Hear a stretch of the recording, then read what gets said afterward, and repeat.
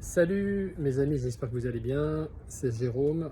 Alors pour une fois, c'est pas le live du jogger, c'est la vidéo du jogger. J'enregistre cette vidéo pour évoquer avec toi un sujet concernant la prise de parole et l'authenticité autour de la prise de parole.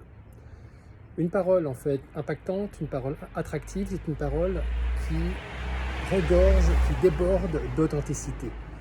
Et l'authenticité en fait, c'est bien sûr, en fait, si on revient à la définition du terme authenticité, ça vient du grec authentikos, ça veut dire reconnu par sa propre autorité.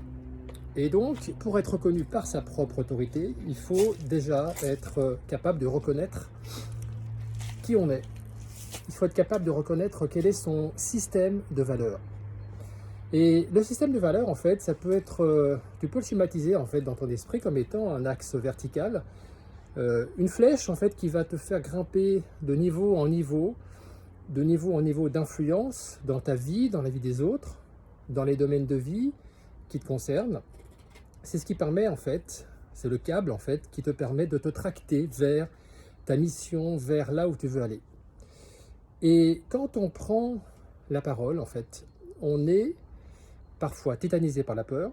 Et quand on est tétanisé par la peur, c'est parce qu'en fait on est désynchronisé de soi-même. Et d'ailleurs, on le sent bien, on se sent à côté de soi-même. C'est physique aussi, on sent vraiment quelque chose qui se passe au niveau du corps.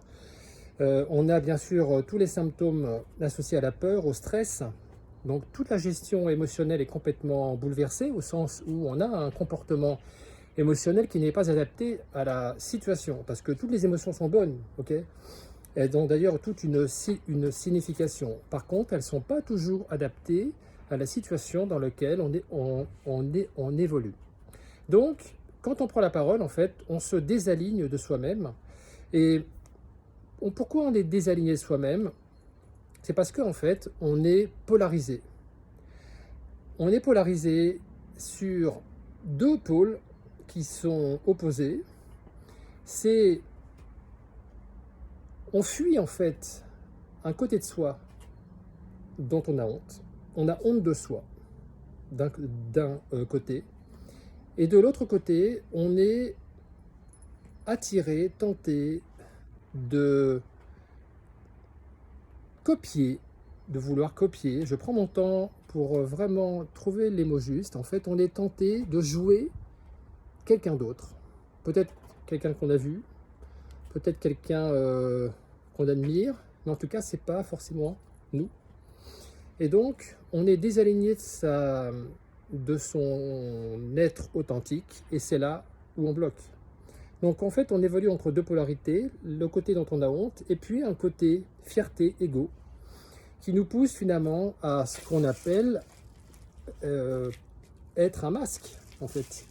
Le côté fierté, égo, et fuir la partie honte de soi, en fait, ça s'appelle porter un masque.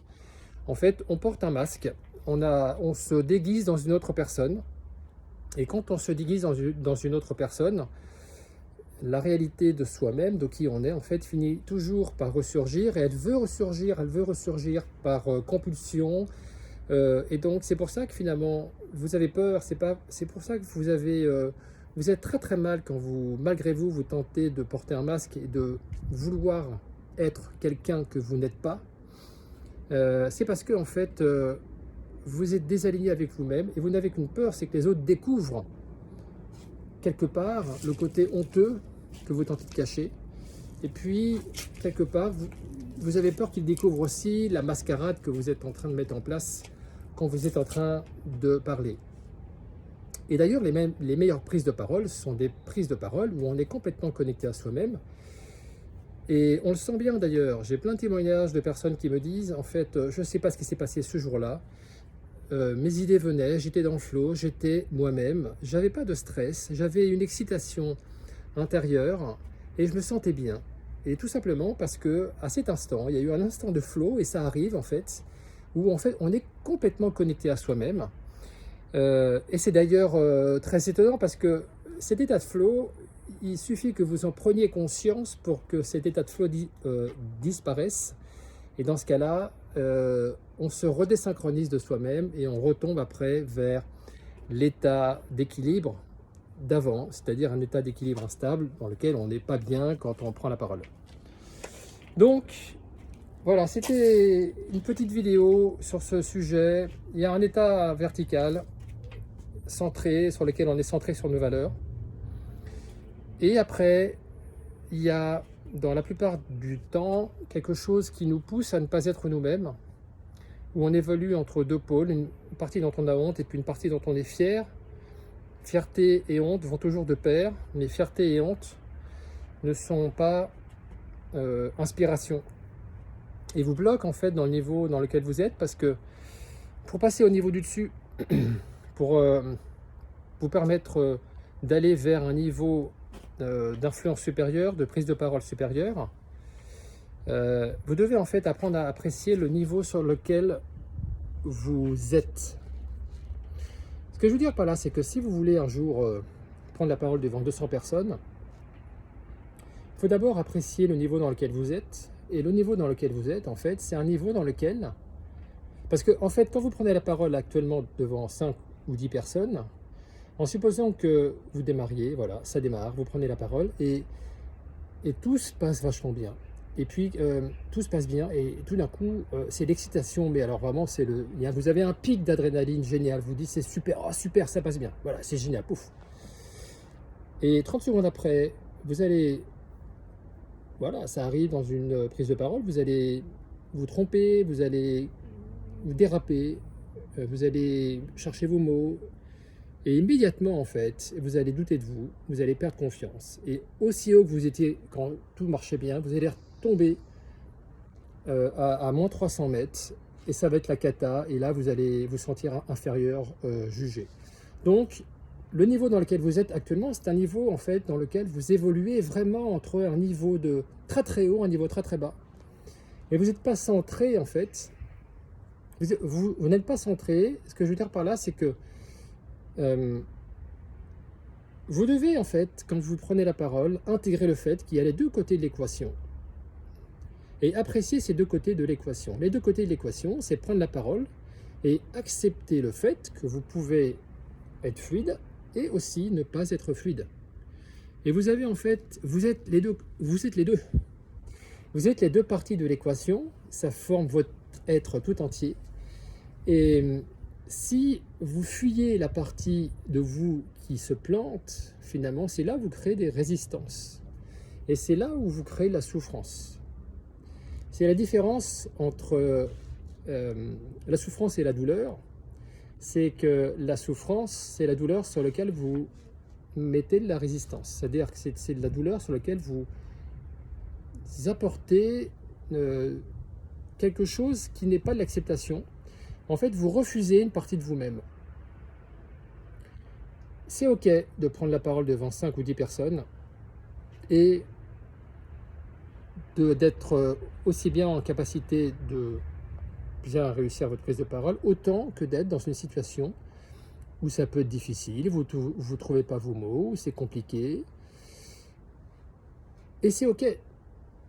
Tant que vous n'apprenez pas, en fait, à apprécier aussi bien votre côté ombre que votre côté où tout se passe bien et votre côté où ça peut mal se passer, tant que vous n'appréciez pas votre niveau actuel avec ces deux côtés de l'équation, les deux côtés de la pièce, vous ne pourrez pas, en fait, accéder à l'étage du dessus. Parce que, en fait, vous êtes les deux. Vous êtes tout à la fois. C'est une notion hyper importante. Ça s'appelle, en fait, avoir de la gratitude là où on est. Et c'est un état de centrage. C'est un état de centrage, en fait, entre quelque chose qui est inconfortable, douloureux, et puis des moments où tout se passe bien. Et je peux prendre l'exemple aussi de l'alpiniste qui grimpe l'Everest ou le Mont Blanc. Il va avoir des moments sur son ascension où ça va super bien se passer, ça va être OK. Et d'autres moments où ça va être hyper douloureux parce qu'il aura froid, parce qu'il aura mal partout, il en aura marre, ça va être très compliqué. Mais lui, pour accéder au sommet, il sait à l'avance qu'il va rencontrer les deux parties. Et les deux parties de son ascension, c'est douloureux et c'est confortable, ça fait partie de l'équation de grimper en haut du sommet. Et pour l'alpiniste, il l'a intégré dès le départ parce qu'il sait que ça fait du sens. Et il a besoin des deux pour grandir. Il sait qu'il a accepté le fait qu'il a les deux côtés, il a les deux aspects qui le font grandir. Et bien c'est pareil dans la prise de parole. Et d'ailleurs dans tous les domaines de vie.